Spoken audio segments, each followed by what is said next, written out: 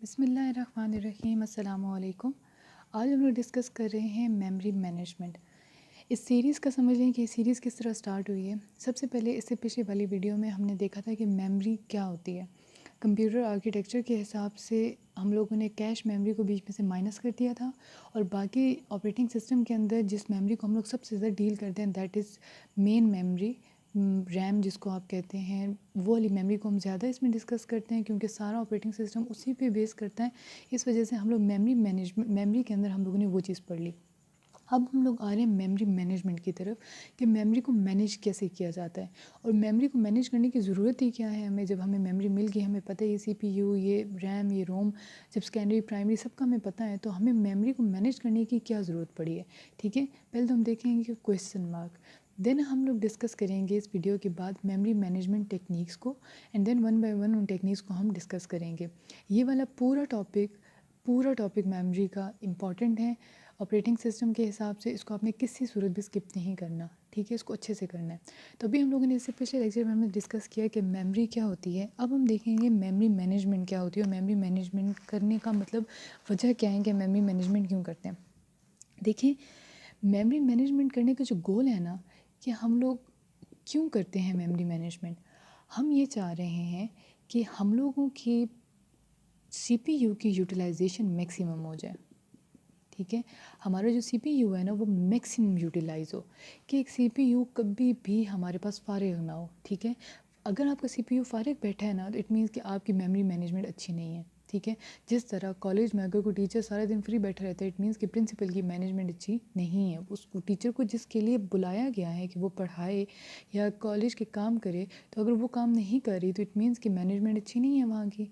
ठीक है, समझ आई बात की। तो बिल्कुल इस तरह जब CPU को हमने रखा ही इस वजह से है कि भाई तुम्हें प्रोसेसेस को एग्जीक्यूट करना है, तो अगर वो फारिग बैठ जाता है तो इट मीन्स हमारी मेमोरी मैनेजमेंट नहीं है। और मेमोरी के अंदर हम लोग किसके लिए, जब ऑपरेटिंग सिस्टम की बात करते हैं तो हम किस मेमोरी के लिए स्पेसिफिक बात करते हैं, दैट इज़ प्राइमरी मेमोरी, जो मेन मेमोरी है जिसको हम रैम बोलते हैं, जो वॉलेटाइल है। ठीक है, अब हम लोगों ने, हमारा गोल ये है, अब इस गोल को अचीव करने के लिए हम लोगों ने मेमोरी को मैनेज करना है। इस गोल को अगर हमने अचीव करना है इट मीन्स कि हम लोगों ने CPU को कभी फारिग नहीं होना, इतना फारिग नहीं होना। इसने क्या करना है, इसने प्रोसेसेस को एग्जीक्यूट करना है। ठीक है, यही प्रोसेस है। अगर वो प्रोसेसेस को एग्जीक्यूट करता रहेगा, तो अगर वो प्रोसेसेस को एग्जीक्यूट करता रहेगा इट मीन्स कि वो कभी भी बैठ के फारिग नहीं बैठेगा। ठीक, तो हमारा ये है। अब प्रोसेसेस एग्जीक्यूट करने का क्या मतलब है, जितने ज़्यादा प्रोसेसेस होंगे उतनी ज़्यादा CPU यूटिलाइजेशन होगी। तो इट मीन्स कि हमें CPU की यूटिलाइजेशन ज़्यादा करने के लिए हमें किस चीज़ की ज़रूरत है, हमें मल्टी प्रोग्रामिंग की ज़रूरत है, या आप लोग मल्टी प्रोसेसिंग भी कर लें। हैं दोनों में डिफरेंस, लेकिन इस टाइम पे हम लोग उस चीज़ को ज़्यादा टच नहीं करते कि क्या है। बस हमें ये चाहिए कि ज़्यादा से ज़्यादा प्रोग्राम्स CPU के अंदर हो। जब प्रोग्राम्स आइडल स्टेट में होते हैं ना, हम लोग सिर्फ लिख देते हैं प्रोग्राम्स, वो हमारे पास प्रोग्राम होते हैं, वो कोड होते हैं। जब हम उसको रनिंग स्टेट में डाल देते हैं ना, वो प्रोसेस बन जाते हैं। ठीक है, बस यही फ़र्क है इन दोनों में। तो आपने अब क्या करना है यहाँ पे, जितनी ज़्यादा मल्टी प्रोग्रामिंग, यानी जितनी ज़्यादा डिग्री ऑफ मल्टी प्रोग्रामिंग होगी उतनी ज़्यादा CPU यूटिलाइजेशन होगी। अब ये इतना सा कॉन्सेप्ट बस आप पक्का कर लें कि degree of multi programming is directly proportion to CPU utilisation. अब डिग्री ऑफ प्रोग्रामिंग कैसे ज़्यादा होगी, डिग्री ऑफ मल्टी प्रोग्रामिंग तब ज़्यादा होगी जब सेकेंडरी मेमोरी से मेन मेमोरी के अंदर ज़्यादा से ज़्यादा डेटा आएगा, ताकि वो CPU ज़्यादा से ज़्यादा उसको क्या करे, एग्जीक्यूट करे। अब अगर हम लोग केस डिस्कस कर लेते हैं, अगर हमारे पास सिर्फ एक ही प्रोसेस हो मेमोरी के अंदर पड़ा हुआ, सिर्फ एक ही प्रोसेस हो P1। अब P1 आया हमारे पास CPU में, ये है मेन मेमोरी और ये है सेकेंडरी मेमोरी। अगर P1 उठ के आया CPU के पास, तो P1 कहते हैं कि भाई मैंने तो जाना है IO डिवाइसेस को एग्जीक्यूट करने। ठीक है, मेरा कोई काम है IO डिवाइसेस से। तो जब P1 IO डिवाइसेस के पास चला जाएगा और मेन मेमोरी के अंदर सिर्फ एक ही प्रोसेस पड़ा हुआ है, तो ये तो उधर चला गया और CPU हो गया खाली। अब यहाँ पे भी कोई प्रोसेस नहीं है। तो ये जो स्टेट है ना, इस स्टेट को ख़त्म करने के लिए हम लोग कहते हैं कि मेन मेमोरी के अंदर ज़्यादा से ज़्यादा प्रोग्राम्स हो, कि अगर एक प्रोग्राम कोई और ऑपरेशन परफॉर्म करने गया भी है तो बैकअप में हमारा कोई और प्रोसेस पड़ा हुआ हो और उसको हम CPU में डाल दें एग्जीक्यूट होने के लिए। ठीक है, जितनी ज़्यादा एग्जीक्यूशन होगी उतनी ज़्यादा हम लोग कहेंगे कि वो मल्टी प्रोग्रामिंग है, उसे सीपीयू यूटिलाइजेशन ज़्यादा होगी।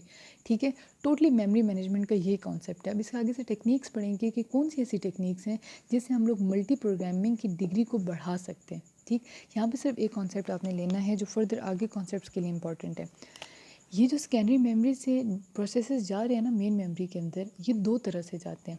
एक ये तरीका होता है हमारे पास, यहाँ पे मैं लिख देती हूँ, ये जो जा रहे हैं, एक तो ये तरीका होता है कि फुल प्रोसेस जाए। अगर P1 प्रोसेस है ना तो वो पूरे का पूरा उठा के चला जाए मेन मेमोरी के अंदर।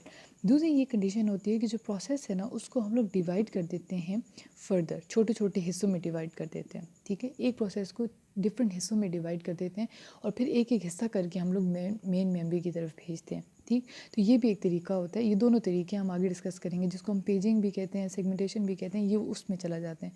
क्यों ज़रूरत पड़ती है ये हम आगे डिस्कस कर लेंगे, लेकिन फ़िलहाल के लिए आपको सिर्फ इतना पता चलना चाहिए कि मेमोरी कौन कौन सी होती हैं, ऑपरेटिंग सिस्टम ज़्यादा किस मेमोरी से डील करता है, और उस मेमोरी की जब मैनेजमेंट होगी तो हमें क्या अचीव होगा। इसको अचीव करने के लिए हमारे पास एक टर्म है, that is degree of multi programming. और इस मल्टी प्रोग्रामिंग को अचीव करने के लिए ये पूरा प्रोसेस हमने करना है, और इस प्रोसेस में आगे से फर्दर 2 पॉइंट्स है, फुल प्रोसेस या डिवाइडिंग प्रोसेस। ठीक है जी, इसके बाद हम चलेंगे मेमोरी मैनेजमेंट टेक्निक की तरफ। अल्लाह हाफिज़।